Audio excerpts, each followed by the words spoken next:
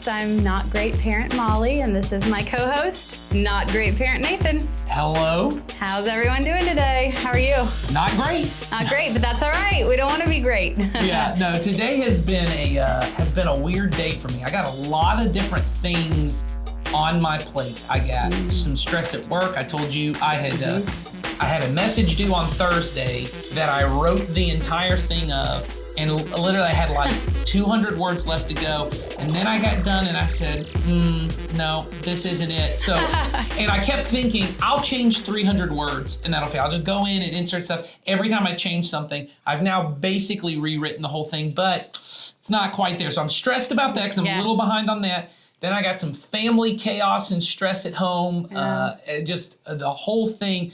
So today, not great, but that's okay. That's okay. Yeah. That's okay. Why is that okay, Molly? Well, yeah, I'm telling you, if you need me to tell you why it's not okay. I need to know. You need to know why it's not okay. Reassure me. Because the things you're talking about, greatness, a great message, Correct. a great family, no friction or chaos at home, a smooth every single thing, and maximizing in your time, energy, effort, and everything isn't really the life that God asks us to have in our families and in our own lives. And so we strive to live within the goodness of God. That's and right. help our families and our children also live there, and not the greatness that the world defines. And those things you're saying, having to have the perfect message, having to have kids that are getting along perfectly and no one's upset about anything, and you got out the door on at the perfect time, and all those things, that all is defined by great. That's right. So you're not great. I'm not great. And our goal, ultimately, as you said, is we want to pursue the goodness of God. And we've said for a long time that when you pursue the greatness of God, you miss out, or the greatness of this world, you often miss out on the goodness of God. But one thing that I think we haven't really hit on a ton, which we're trying to in this new series, Parenting Makes Me Crazy, is this idea that it is this pursuit of greatness, that when you look at the pursuit of greatness in the world, it causes a lot of pressure, stress, anxiety, maybe depression when life is not going the way that you thought it should go, right? And I know, as we've talked in a lot of different ways, you eventually get yourself into this groove, this pattern of living and thinking that's hard to get yourself out of.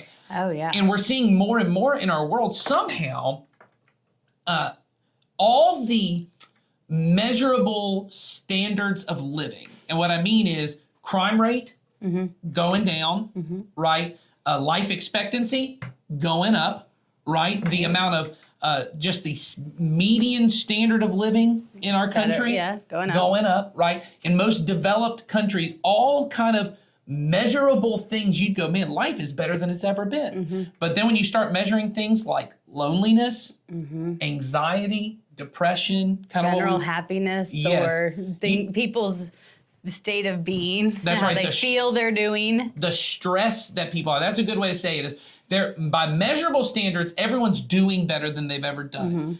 By the kind of subjective standard, how do I feel I'm doing? Man, those things, mental health struggles are on the rise. Anxiety, depression, loneliness can all be part of that, and even things like suicidal thoughts.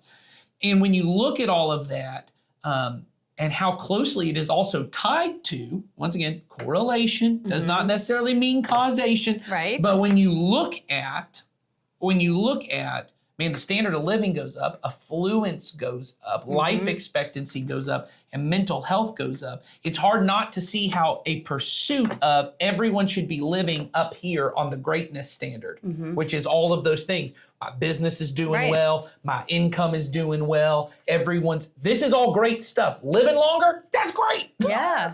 Living longer is great. Not always that good, but No, not always good. But we would say people would generally say, I want to live a long life. I want to live longer. I want crime to go down. Yes. I want there to be less violent crime. I mean, we tend to focus on the statistics, certainly, of like mass shootings and stuff, and that kind of tends to be our thing. But if you look at violent crime overall in this country, it's going down. Like, it's not the same it was 20 years ago.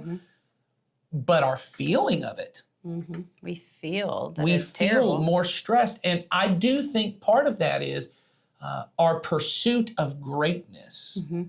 our desire that I'm supposed to have everything together and never have friction, never have chaos. And I know I talk about this a lot. I've got to put it on social media for everyone to see how I'm doing. Yeah, social media contributes. I'm not even my only judge of how I'm doing. That's right. Everybody else is too. Yes. And so we're doing a series all about really how to help with mental health and how followers of Jesus should really look at our mental health, because, well, Jesus cares about your spiritual health, right? And for many Christians, that's what we think, that's all he cares about. Jesus came to save my soul, and what we think save my soul means is my spirit. Right. Well, when most people say soul, what they're actually talking about is what the Bible would call your spirit. Most people think your soul is this like a disembodied part of you that like floats away when you die. Yes. I don't know. Have you seen those studies that people have done where they put people on those? Producer Charlie, what do you call like the really like massive scales that people get put on, and they do like tiny micro, like they can get down to like tiny little grams. They can see. You know what I'm talking about? We call those scales. Oh, there's scales? Okay. Well, I'm like, wow, I don't. They've done these studies where they put people who are dying and they'll weigh them, and like at the moment of death, there's like some minuscule amount of weight you lose. Oh, really? Oh, yes. And people are like, that's your soul leaving your body. Oh, your soul Oh, yeah. has People left are your like body. convinced that's evidence that like you're Evidence. That's not what your soul is. No. Okay. In the biblical definition, that might be what you call your spirit. There's this kind of part of you that's not your brain and it's not your heart, right? There's not a physical organ for it. Right. Like everyone kind of knows your mind is different than your brain. Like your mind can think about your brain. Like that's a different kind of concept. Your soul, though, in the biblical imagination, is your entire person. Right. Sure. But we don't think of it that way. No. And so when Jesus did come to save your soul, but he's talking about your entire person. Jesus came not only so that you could have life after this life, but Jesus healed people's physical bodies. So he cares about your physical health. Jesus cares about your emotional health. Jesus cares about the health of your relationships. Jesus obviously also cares about your mental health. And so we're trying to do a series saying, what would Jesus have people who are going through what some people in our country are calling a mental health crisis these days, the amount that it's growing? How would Jesus help followers of his living in our country dealing with this kind of stress and anxiety and depression? And we have tenderly called it Parenting Makes Me Crazy. Yeah, because doesn't it? It does. And I think And maybe not every day, all day, but there are certainly moments where you go, and you go, am I doing this right? Am I doing this? And I mean, if you didn't care, you probably wouldn't be listening to this. Yeah. So Molly, I know one of the things that I think complicates it for parents. I think every individual certainly worries about their own mental health, but when you're a parent, you're also worried about your kid's mental health. Right. When you are a parent, you think a lot about your kid's mental health. I mean, and you can't escape that within conversations between other parents or school or other things. And we went to a conference, I think we've referenced it a few different times, but we went to a conference and there was a new book, some materials that were presented saying what parents aren't telling you, I think it was called. I think that's what's And we'll put a link to it in the show notes if you guys are interested. But one of the biggest areas was mental health. And it was, the book was saying,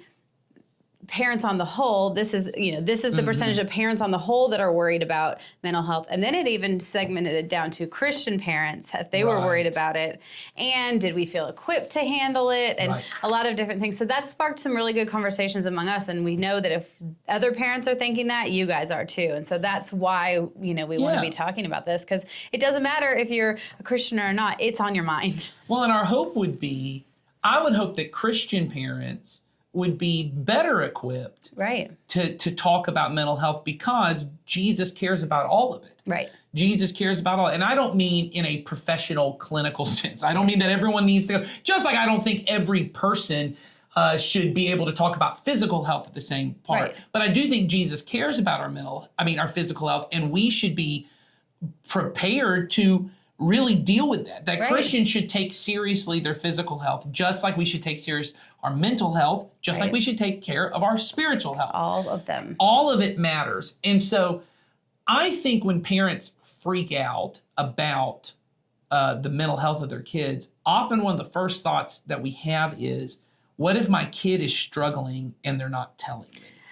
Yes, I think that's a common fear of parents. And I noticed like September, I think, is Suicide Awareness Month, and I've seen a bunch of like social media things where people have been talking about this. You know, parents are saying, "Oh, but my child didn't tell me," or "What if?" or "What are signs?" or whatever the case may be. But as a parent, we want our children to be talking to us. But if they're not, or if we fear they're not, what does that? How does that impact us and impact our life at home with our child? I think particularly with if you have teenagers, because, and I will say this just to start, regardless of mental health or not, your teenager is going to talk to you less than they did when they were in elementary school, right? Yes, absolutely. Because no one, I don't meet many parents that are freaked out about their 6-year-old's mental health. Because my 7-year-old, at least, she's my youngest, every time there's a scrape or a boo-boo, she has to come tell me, "Daddy, this morning I cut this little tiny bit of my finger. And this is how it made me feel on the inside. And this is how it made me feel, and I'm so sad." And that's a great thing. That's a great ability to have those dialogues. And there are ways in which, at that age, you can foster it when they get older. But it's also natural that my 11-year-old, who used to do the same thing, doesn't talk to me as much as she. I mean, she's almost 12 now. She does not speaking to me about every little ache and pain. She's dealing with a lot of it internally. So I do want to first set parents' minds at ease. Go, it's normal. It doesn't mean that there's something wrong. It doesn't mean your child has some clinically definable mental health thing if they're not talking to you. That is normal. That as your child ages, and we've talked about it, and we've actually talked about that is a good thing. Sure, it's part of independence. It's part of independence. As your child gets older, they're learning some independence. We don't want them to not speak to you at all. Yes. But that there are some things that, as they grow, as we are growing our children to live a good life that God has identified, then they're going to take on some more of their stuff themselves. But we want them to be talking to us. Yeah, I certainly would rather them talk to me than one of their 13, 14, 15-year-old friends, or I would want them to be able to talk to an adult that I trust. Yes. Certainly someone in the student ministry at church, a leader that they've met here, someone that I would want them to talk to, someone who's going to point them in the direction that I want. And so I think for this episode, you sat down with Jason, who's on our staff, as he's one of our teaching pastors, but he's starting to kind of move towards this position as he has been going back to school to become a licensed counselor, of really spending a lot of time counseling people. Right. And so you sat and talked with him about this idea, right? How do I foster healthy mental health conversations? Right. How does mental health become part of our family dialogue and conversations that, help reassure me as a parent that I'm going to be able, that my child and I are going to be able to communicate around where they're at mentally on certain things.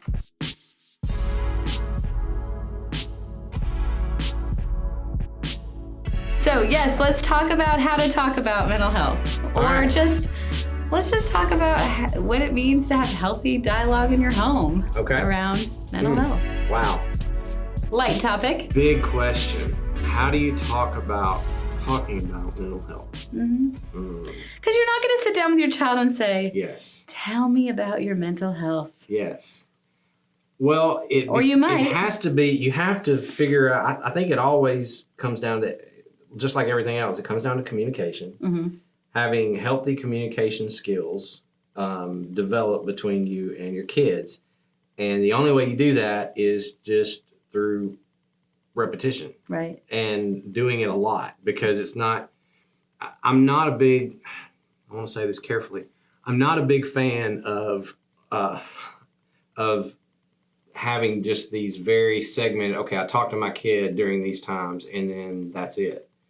But at the same time, I do think you have to have some intentionality about it. Yep. So I think there's a balance. And what I mean by that is, I think you've got to take the opportunities to communicate with your kids as much as you possibly can, but you've got to think through when that's going to be and be intentional about it. So like, my point is, let's say, when your kids come in from school and every parent's, how was school, right? and you know what you're going to get. You're going to get the one word answer, or Fine. you're going to get blowed off or whatever, and then they're going to go off to do whatever they're going to do. And then, so you've got to be a little more intentional. You've got to be a little more creative about that kind of stuff, and you might have to make it a little more fun. Yeah. Especially if you've got little kids. You know? Yeah, I mean, I think age plays a factor in when and how you do it Absolutely. as well. And I just read something somewhere. I don't remember where I read it. Maybe it was like a meme online or something. And I thought it was really true. Somebody said something about your kid is not going to come home and tell you, Dad, I need to talk about my feelings. But they will come and ask you to go play ball. Because they do that a lot. You know, Mom, Dad, come play with me. Come, do this thing with me. They want you to participate in something. Well, for a kid, that is an invitation to communicate. That and what you'll find is the talking can happen around that activity that they really like to do. In fact, I know I work with some people who do therapy for children. yeah. And a lot of what they do is they just sit at a table Interactive. and they draw, or they sit and they play a game, or they're in the floor with some Play-Doh or whatever. And while the activity is going on, they just ask questions. Right. And when you're not face to face and like, tell me about your day, that kind of thing, you Yes. get more interaction. That's why I often, especially with parents of teenagers, I used to tell them, I'd say, you got all this time in the car with your kid, Right. and it's a really good time to talk because you're not face to face, and it's a little less vulnerable. It's a little less, but you're You know what still I mean? you're still there. You're still there, together. You and have you're this stuck in captive this. audience. You can't leave. Yes. So just start asking lots of questions, Yeah. and don't get frustrated because you're, Just expect that you're not going to get everything. don't go into it with expectations of what types of answers right. you're going to get. We have a tool that we've recently started producing that gives families, depending on your age, different questions to kind of Yep. ask at different times. So for younger kids, it's like cuddle time, bedtime, bath time, and drive time is in every different age group. And then there's dinner time and drive time.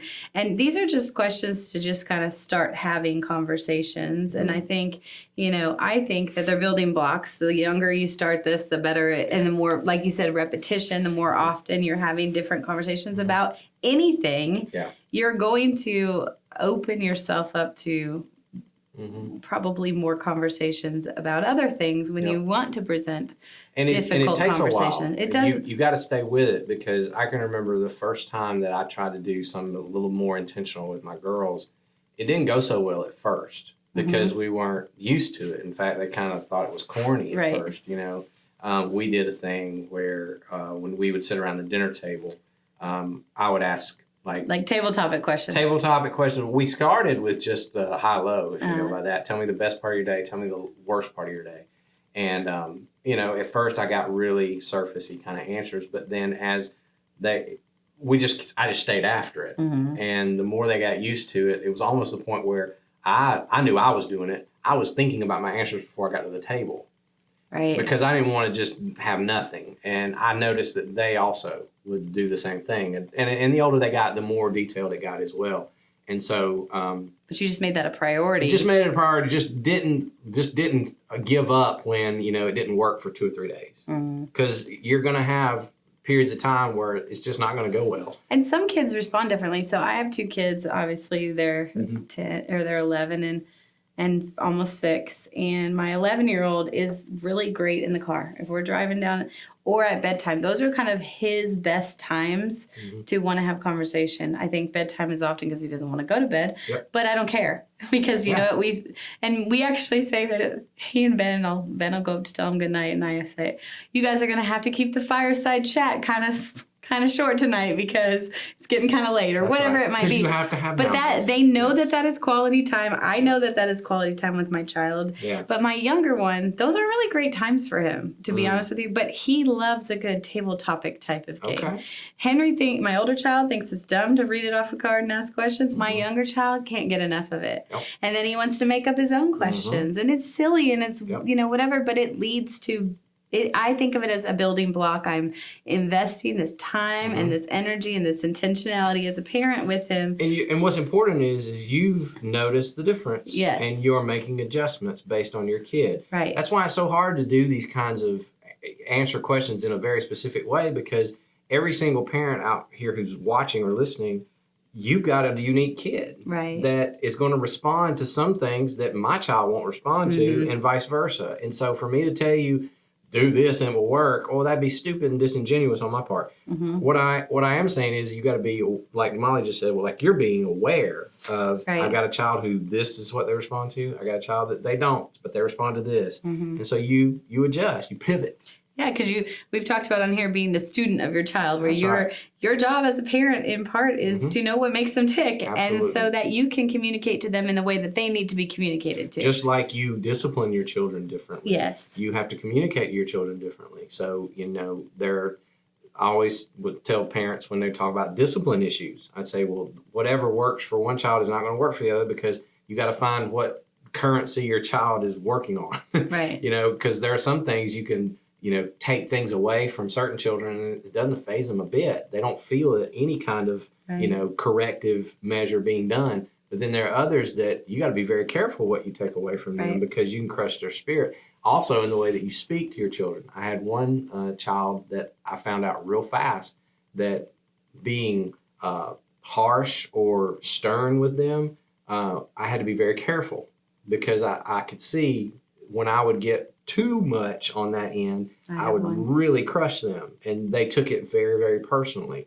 And so I had to figure out, how can I communicate? Because I'd still have to communicate there's rules. Yes, or that the behavior That's needs right. to change. I need to communicate that to them, but if I'm doing it in a way that crushes their spirit, then I'm doing harm. So I had to back off and figure out. And then there are other kids that I'm not saying go full on yelling at them, but I'm saying you got to put your foot down and be the boss, because that's the way that they respond.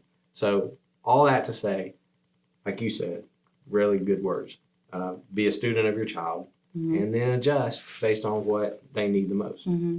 I think, we have talked a ton on this podcast about creating healthy dialogue. I mean, we just know it's so essential to the Yep. relationship between parent and child, but also to empower your children to be able to have a healthy dialogue with other people. You have to, you have to lead with that. So, well, one thing that does happen in families, we can come up with a whole list of examples, is where things become a really big deal. Yes. And sometimes they are a big deal, and sometimes they're a big deal to certain people and not to others. So let's Yeah. kind of just, before we get too far into kind of what do you do about when everything becomes a big deal, let's just give some examples of what we think might be a big deal. So I think a lot of times, we in this podcast, we often talk about what the world thinks is great versus what God says is good. And I think we often can look at the list of what the world says is great, and those things often become big deals. So, for example, it's a big deal if you're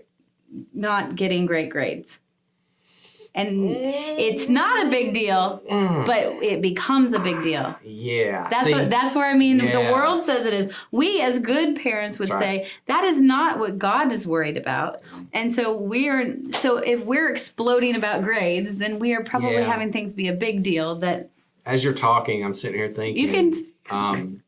And this is just me. This is where I come from. I have found in my parenting journey that the amount of things that happened in my child's life that were a big deal were almost zero. Yeah. They were very, very, very small. Most of the things that I treated like they were a big deal, looking back on them now, I was overreacting. Because usually what we experience in the moment with our kids, we way overreact to in most cases. That was my experience. Yeah. Because I did it. And I'm not saying, I was perfect. That's what I'm saying. I learned it. Yeah. So for me, what I've really had to try to do is whenever my kid says something or they come home with something that feels like a big deal to me, I have to discipline myself to just take a step back And listen. don't address it, or just sit and listen, or maybe talk to my wife about it for a little bit, and just to kind of get a little more perspective and ask that age-old question of, is this going to matter in 5 years? Is this going to matter in 10 years? You know? I'm laughing. And most of the time it's not. I'm laughing because I'm thinking of an example. So Okay. a few You got an years, example? and it involves your wife. Great. She'll Sorry, love Helga. this. So sorry. So a few years ago, when we were at the Ashley Park campus, Yeah. and I was teaching, or I was leading in student ministry, and your daughter was in my group. Okay. Your wife came up to me, and we were just talking, and she was saying how stressed out, and there was just a push and pull between she and your daughter over her room being clean, Yes. and that it was a constant stress Yes. because, you know, your wife was saying, I don't want her to move out of my house and go have a messy house. And when people want to come over, like, it just, she's like, it just bothers me. I don't want it to be that way. And I said to her, Helga, you're not wrong in saying that No. there should be, this is the standard Yep. or whatever. Yep. But what becomes the problem is you guys have this tug back and forth, and you're losing influence with your child because you're focused on the room. Yep. And you really, Good you example. Okay, well, Good guess whose child doesn't like to clean their room? It all comes back to haunt you now. Yes, so Henry and I have the same dang thing, and I think of Helga regularly. But see, But I you're mean, learning. but I'm learning, and I think about how before I even knew what that was like, was saying to Helga, you know, oh, you know, be careful. But then when you're standing in your it's in your own thing,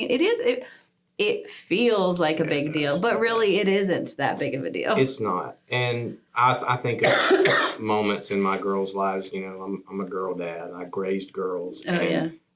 There is a lot of what we call girl drama that goes on, and especially once they get to be middle schoolers. And I can remember a lot of times my girls would come home and they would tell me some of the things that their friends had either said to them or done to them. And it was very hurtful, or some things that they got caught up in a group of girls that I was like, oh my word, you know, this, you can't treat people this way, you know. And I wanted to just jump in and just wrench that whole thing out of proportion. It just and what I've found is, you know, we had a lot of that stuff in my world growing up, you know. Right, we all did. I'd have, and I know it was different because it was boys, but me and my boys growing up, I mean, we get into fights, man. I mean, I can remember one of my best buds growing up. I mean, he punched me one day because I kicked his basketball and he got mad at me. And just, You know, and if my parents had stepped in, I mean, they could have charged him with assault and all these crazy things that they could have said, you're going to scar my child forever. And yeah, I got a memory of it, and it's not a good memory, but we figured it out. We worked it out. And now looking back on it, you know, all these decades later, I bet in that moment it would have felt like a big, big deal to me as a parent. But now looking back on it as an adult, it was not as big a deal. So there's so many of those things that, and what I'm not saying is, don't address it. that you can't address things. So there's that thing. But at the same time, if you got to just have some perspective. That's all I can say. Is you just got to back off and watch how this thing works itself out, and be very measured and very intentional about how you handle things like that, so that you don't completely make something out of what really isn't anything. Right. And I think what you said before was really important. As parents, we can, you know, train ourselves to, you know, take a step back before it becomes, we don't feel the big deal until we've heard what's happening, and we can, you know, we are going to help guide them through that. Because our kids are a work in progress. And it reminds me of, I've had parents come to me a lot of times, and there'll be some really big things that their kids will drop on them. I mean, questions about, you know, about their faith, or about their sexuality, or about just what they want to do with their life. And the tendency in every parent is to just really muscle up and really start getting, you know, really involved, so that we can fix that, or to keep that from happening, whatever it is that we don't want to happen. And my advice to parents on that is, I said, just calm down, don't overreact, ask a lot of questions, and lean into your kids so that they see you as a person that is not coming to confront me and to stop me or to change me necessarily, but to help me figure this out. Especially, now I'm talking about older kids now. I'm talking about teenagers at this point. Yeah, but when they need a partner, they need somebody who is with them, alongside of them. We talked about that in the last episode. not coming against them, but alongside of them. And also somebody who can be a positive influence in their life. And if you come at it too hard, then you lose all influence. And that's the thing you want to hold on to. And so being very measured, loving, accepting, understanding, and sympathetic as they unload this stuff to you, so that, because you want them to be, you want to be the person that they unload to, right? And if they think, well, if I tell my mom this or I tell my dad this, they're just going to yell at me, or they're going to come down at me, or they're going to go at my friends, or take me away from my friends, because of what I've told them, then you're just promoting them not telling you anything anymore. That's really not what we want. And that's not what you want. You want them to be able to come to you and say, Mom, this is what's going on. And then you not, and then you be a partner with them of helping them figure it out. Of saying, well, all right, let's talk about that. How does that sit with you right now? What do you think about this? I have asked my kids this as they've gotten older a lot more, and I find that it is very helpful. Rather than me telling them what I think, one of my first questions is, well, what do you think about that? What do you think about what this friend said? What do you think about what your friend just did to this girl? What, is that something you're okay with? Even though I know the answer. Right. I know what I want the answer But you're letting to be. them take the reins to want them say to the figure it words out. and feel it and Yeah. say it. And I want her to figure it out, or at least, and see that when, and most of the time they do. That's what I found. Most of the time they do. probably a lot of times they already know when they come to you. They do. But then it gives me the chance to come behind that and go, wow, that's a pretty good decision. In fact, I think And you that's affirm right. them.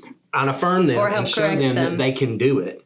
So now they've got a little agency. And then I can also come behind if I see things that they haven't Tweak thought or about. yeah. I can say, well, have you thought about this? Or do you think maybe this is a good way to approach that? Or when you have the conversation with this friend that, you're, in conflict with, well, what do you think you're going to say? And have you thought about this? And so now we're on the same team, side by side. We're working together on a problem. Yeah, you're problem solving together. Exactly. And the other way of approaching it, you actually can oftentimes make your child feel like they are the problem.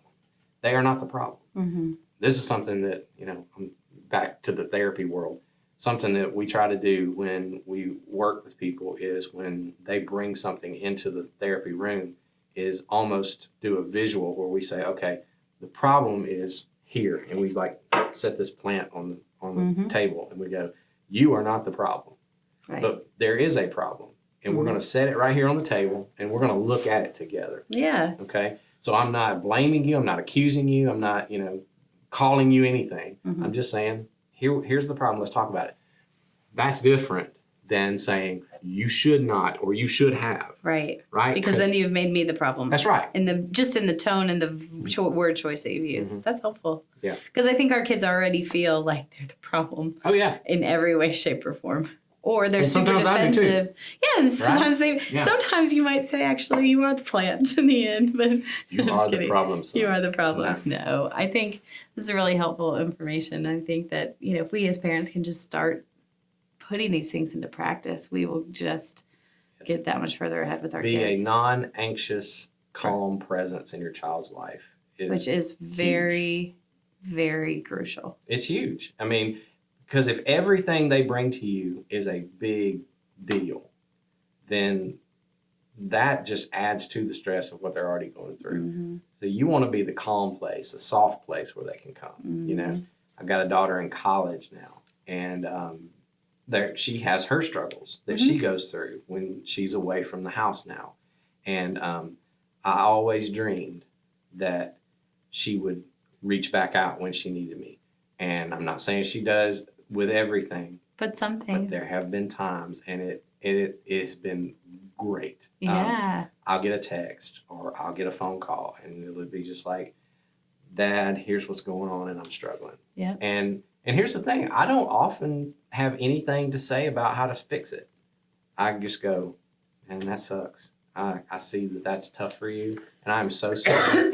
What can I do for you? Right. What can I do to lighten that load? And a lot of times she'll say, nothing. I just Might wanted- just feel better to her that just she wanted you to knows know. you know. Exactly.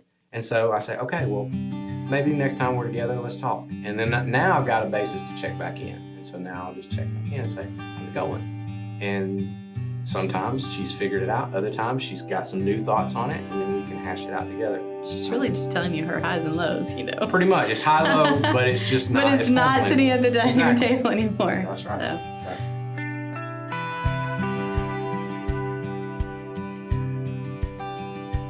Well, and I know a really practical thing that Jason's talked about several times when he's been on here is, that really his goal with his kids, apart from just wanting them to love God and love people, is he wants to maintain relationship with his kids. Mm-hmm. And I think all of us really want that. I want, as my kids get older, to be friends with my kids. Mm-hmm. I don't really want to be friends with a 6-year-old, but No, but we all want our kids to like us. We've talked about that. Well, we've talked about that. But my goal, and that's an important thing to remember, is my goal isn't to make this 13-year-old like me. My goal is No. hopefully when they're 20 that they trust me. Exactly. When they're 25 that they trust me. And they may not always I said that to one of my daughters the other day. I said, you may not always like me, but I'm always here for you. Yes. And I think that's a big part of it. But I think even more than just trying to have my kid know that I care about them and I care about their mental health, I really want them to know that Jesus cares about them and that the church cares about them, that there are other believers who care about them. I did youth ministry for so long, and one of the things that I always felt this responsibility was when I could tell that parents were telling their kids, hey, trust Nathan. Hey, listen to Nathan, or listen to this student leader, or listen to what's going on. There was a huge weight I felt because I was like, oh, dear Lord, y'all should not be, don't let them listen. I don't know what I'm talking about. But there was this huge weight I always felt. And I tried to always take it as seriously as I could, that when kids would come to me, and I frequently would have kids come to me and say, I'm really stressed, right? I'm really depressed. I've had some students talk to me before about suicidal thoughts and all different kinds of mental health things, and being able to know that at that point, hey, I'm here not only as an advocate for this child, but really for this parent. This parent has trusted me. Yes, that's huge. I remember when I first started coming to this church, and I met the Kaufmans, and they had their children were younger, kind of tween age, some of them, and then a few of them were younger. And my husband and I had no children, but we kept coming over to their house, and they kept talking about this idea of having other adults in your children's lives, because there's going to become a point where you might not be the person that they go to, even though you want them to. Yes. And you want to make sure you have this community of people or other adults that have the same beliefs as you, are going to continue to push your child towards that good life that and the goodness of God in handling different circumstances. And so that was that was just really eye-opening to me, and it's why I ultimately did student ministry, because I didn't feel like I had that as a student. And so to be able to go and do that and try to be that for other students, it is a tremendous responsibility. Yeah, and it's so important in our kids' lives that we're not just the only one. And so I wanted to make sure that in this conversation we have about how do we make sure we foster healthy communication with our kids, I also want you to know, your kid, as we said, as they become in those teen years, they're not going to talk to you as much. It's just natural, right? And you want to keep those lines of communication as open as you can. But it may be true, and hopefully, if you're bringing your kids to church and they love their student ministry, small group leaders, you want to make sure there are other adults in their life that when maybe for whatever reason, and not through fault of your own, not because you didn't foster healthy communication. You're their parent. They're not always. Yeah, there may be things that they just go, I don't want to talk to my mom. I don't want to talk to my dad about this. One resource you have is that we try to say this occasionally in the way that we talk about parenting, Christian parents don't have to parent alone. That when we are in community with one another, there are all these aunts and uncles that are around, these brothers and sisters in Christ who are surrounding my kids. And my hope is that my kids will talk to those adults when they're at that age where it's just uncomfortable talking to your mom and dad about it. And here's the role you as a parent play is you need to encourage that as well. Hey, this is a person that if there's some reason you can't talk to me, I hope you'll talk to them. Please don't just go talk to your 14-year-old friend. No, they are not the person to go to. They don't know what's that. going on with all your feelings. Go talk to this person. Trust them. I trust them. Yes. And then when you find out, maybe that adult leader comes and goes, because I've had to have these conversations. hey, I just want you to know your daughter, your son, they're talking to me about this. I just want you to know we're talking about it and everything's okay. And I can see sometimes in parents' eyes, they're just feeling, what have I done that they didn't tell me? Right. What have I done? Don't become offended. Don't take it personally. Don't even be afraid. You did the right thing by bringing them And to adults who surrounding them they with- can trust. Yes, absolutely. That is huge. And I, as a parent, I'll just let you know, I really am the first one to try. I try to go first on this in that my daughters, especially my daughters who have been adopted, they have experiences that I don't understand simply because I was raised in my family of origin. I was raised with my biological parents. Well, they will have struggles emotionally, mentally around that. But I know there are people, men and women in this church who I love dearly, who have had that same experience and have gone to Jesus with that, and sometimes gone to therapy with it, right? Or a combination. Well, yeah. well, obviously a combination if they're followers of Jesus, but sometimes it's they're talking with my kids, right, about these things. And so I have one person in particular that my daughters go regularly, and they just have breakfast with them, or they have lunch with them. And I tell them, said, hey, I know there are times, because in our situation, it's very delicate in that there are things that they don't want to tell me about their feelings about their biological parents because I'm not their biological parent, and they're afraid of offending me, or they're afraid of whatever. And our girls do go to therapy. They have all of those things, and all of our girls, even our biological daughter, goes to therapy. But there are things they tell this brother and sister in Christ who has had the same experience as them that I know they're not talking to their therapist about. And I am thankful for the fact that I can trust them. I don't even know You don't what need they to talk know about. everything. But I trust because you love Jesus, and I know this person loves me. They are always trying to do what's best for my kids. And so I would just want to encourage people, as yes, all the things of let's foster healthy communication in our families, because you hope that you're the one they come to. And when they come, you want to be ready to do it well. But it's also good for us to say, hey, here are other adults that if you don't feel comfortable talking to me. Yes. And they can have healthy relationships with those other adults that then ultimately can help them steer through conversations that they might not want to come to you with. And as a parent, you can feel confident knowing that those conversations are going to be directed back to Jesus and back to the goodness that he wants for them, and that you as a parent want for them. Well, and I think on the practical steps, what that means then is, one, as we've said since the beginning of this whole podcast, you need to be bringing your kids to church. They need to be involved. If you've got students, they need to not only come on Sunday mornings, they need to be at these student events that happen. Anytime that our student leaders are there to hang out with the kids, I mean, there's multiple opportunities. There's now First Saturday and parent ministry events and these students. There's all a lot kinds of of opportunity. Stuff. Make sure they're a part of that so they're building this trust and these relationships. But you too should also be building relationships with these student leaders so you feel safe to trust. You know, I know Sawyer, or I know my wife is a student leader. I know Jennifer. I know Leah. I know Bill. I know Audrey. I know Pat. I know these leaders, and I trust them to speak truth to my kid in a loving way that points them back to Jesus. And as was always my case, even when kids would come to me, because this is just the nature of it, not because these parents were doing anything wrong. Sometimes the stress and anxiety kids feel is, I'm afraid I'm going to let my parents down. Yes. Or I'm afraid my parents are mad at me, or they only want X, Y, and Z. My job is not just to point them to Jesus, but also to say, hey, your parents are trying as hard as they can. And maybe they didn't get this one situation right, or maybe they didn't get this thing right, but they love you. You got to have grace for them. You got to, do this. They're not just pointing them to Jesus. They're trying to point them back to you. Right. And so you want this. Yeah, and if you have kids that are in elementary age or younger even, we're very intentional in kids ministry and children's ministry also about having regular leaders in each classroom, because it's all about the relationship, That's even at right. those young ages. Now, we know that a 7-year-old isn't probably coming in and telling every Sure. single thing. They might do a repeat. They might tell you about their finger at home, tell you, the parent, and then come in and tell us too. That's fine. But, we have these leaders in place regularly, because especially as they get into the older teen years, I saw that with my son. Yeah.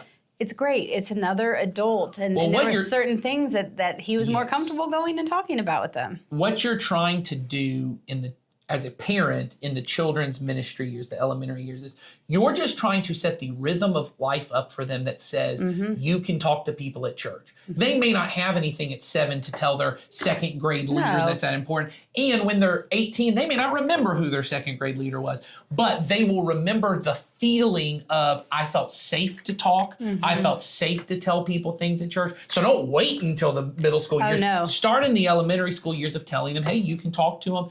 Tell them things that scare you, tell them things that worry you, tell them things, all those kind of things, so that they feel this safety of, hey, church is a place I can talk about my feelings. Absolutely. So Yeah. I think foster the communication at home, but also try and foster it here at church Yeah. because it will pay dividends on the Later back on. end for you when they're an adult and they feel safe to talk at church and with you. And the more people they can have to talk to is just better. Yeah, absolutely. Well, if you guys have any questions, thoughts, anything like that, feel free to use the link in the show notes and send us some Tell feedback. us what makes you crazy. Yeah, tell us what makes you crazy, because we, again, we have a long list of things Yeah, ourselves. we got all kinds of stuff. But we're happy to take a look at what makes you crazy, because if it makes you crazy, it's probably making someone else crazy. So. Absolutely. So All right. Well, you all have a good, good. not great day. Take care, everyone.